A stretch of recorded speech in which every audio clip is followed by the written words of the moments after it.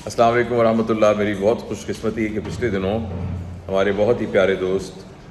سلمان آصف صدیقی صاحب سے میری ملاقات ہوئی اور ان کے توسط سے ڈاکٹر رشید ارشد صاحب سے ملاقات ہوئی، اور یہ دونوں بڑے لوگوں کے ساتھ مجھے کچھ وقت گزارنے کا موقع ملا۔ تو آج ابھی میں اپنے کام پہ ہی ہوں، تو مجھے ایک ابھی گفتگو ہوئی دوستوں کے درمیان کہ ہم بہت زیادہ فضول چیزیں کھاتے ہیں۔ تو میں نے ان کو بتایا کہ ابھی کل ہی ہم بات کر رہے تھے، تو سلمان بھائی نے ہمیں یہ بتایا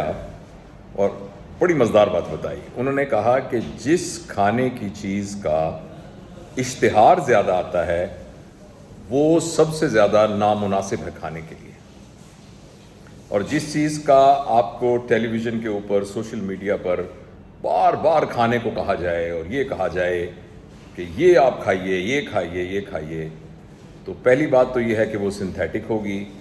دوسری بات یہ ہوگی کہ اس پہ پریزرویٹیوز ہوں گے، تیسری بات یہ ہے کہ جو ہمارے جسم کی ریکوائرمنٹ ہے اس کے لیے جس طرح کی را حالت میں ہمیں کاربوہائیڈریٹ، پروٹینز اور فیٹس اور منرلز اور وائٹامنس وغیرہ چاہیے، وہ اس را فارم میں نہیں ہوں گی۔ وہ ہو سکتا ہے فروزن ہوں، ہو سکتا ہے وہ بار بار گرم کی گئی ہوں۔ تو یہ ایک زبردست کرائیٹیریا لگا کہ جس چیز کا اشتہار آئے، اور جتنا زیادہ اشتہار آئے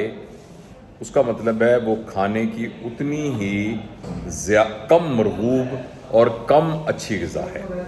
مثلاً آپ دیکھیں، کبھی آپ نے یہ اشتہار نہیں دیکھا ہوگا کہ آپ جو ہیں کدو کھائیے، جیجیے ہمارے کدو سب سے بہترین کدو ہیں۔ کبھی آپ نے سیب کا اشتہار نہیں دیکھا ہوگا، کبھی آپ نے کیلے کا اشتہار نہیں دیکھا ہوگا۔ ہاں دیکھا ہوگا کیلے کے جوس کا اشتہار دیکھا ہوگا، اور سیب کے جوس کا اشتہار دیکھا ہوگا، آم کی چٹنی کے اشتہار دیکھا ہوگا، تو ان کے اشتہار دیکھے ہوں گے، اور وہ پھر اسی کرائیٹیریا پر پورے اترتے ہیں جو میں نے آپ سے تھوڑی دیر پہلے عرض کیا کہ جس کے اشتہار زیادہ ہوں گے کھانے کی چیزوں کے، اتنی ہی وہ چیز کھانے کے لیے ہمیں اس سلسلے میں محتاط ہونا پڑے گا۔ دوسری بڑی ایک اہم اور ضروری بات ہے، وہ یہ ہے کہ ہماری خوراک کا جو پکانے کا طریقہ ہے وہ طریقہ بھی بہت ہی غیر مناسب ہے۔ ہمارے جو بھی خوراک ہے اس کا باورچی خانے کے ساتھ میں وقت جو ہے وہ بہت کم گزرنا چاہیے۔ اس کا جو ہے یعنی بھوننے والے برتن کے اندر وقت بہت کم گزرنا چاہیے،